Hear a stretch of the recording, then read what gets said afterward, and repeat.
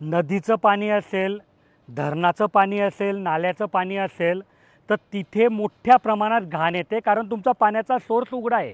तुमचं बोरिंगमध्ये कसं असतं की छोटंसं छिद्र असतं, विहीर पण त्या मानाने छोटी असते, तर तिथे मोठ्या प्रमाणात घाण येत नाही.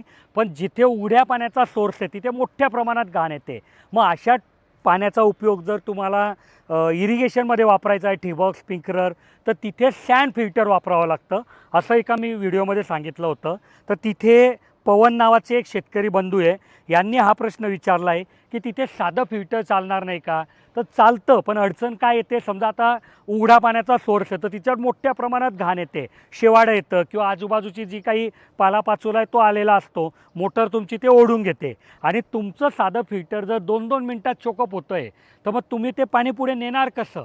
म्हणजे मोस्टली हा अनुभव शेतकऱ्यांना येतो. आणि याच्यापासून वाचण्यासाठी लोक तिथे सँड फिल्टर वापरतात, की बाबा जिथे साधं फिल्टर 2-2 मिनटात चोकअप होत होतं तिथे सँड फिल्टरला त्यांना 2-2 दिवस भेटतात. आणि म्हणूनच अशा ठिकाणी साधं फिल्टर वापरू नका.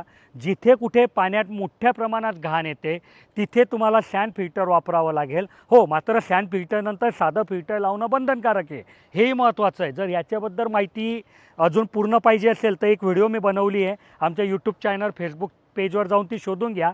तिच्यामध्ये मी पूर्ण माहिती दिली आहे की सँड फिल्टर म्हणजे काय, सँड फिल्टर कसं वापरावं आणि त्याच्यानंतर साधं फिल्टर लावणं का जरुरी असतं. जर तुम्हाला ठिबक सिंचन, स्प्रिंकलरबद्दल काही मनात डाऊट असतील, प्रश्न असतील, तर तुम्हाला ते आता ताबडतोब सोडवता येतील.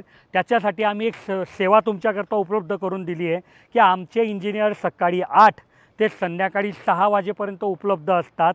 त्यांचा नंबर मी दिला आहे, तुम्ही त्यांना कॉल करा आणि तुमच्या मनात जे काही डाऊट आहे ते क्लिअर करू शकतात. धन्यवाद.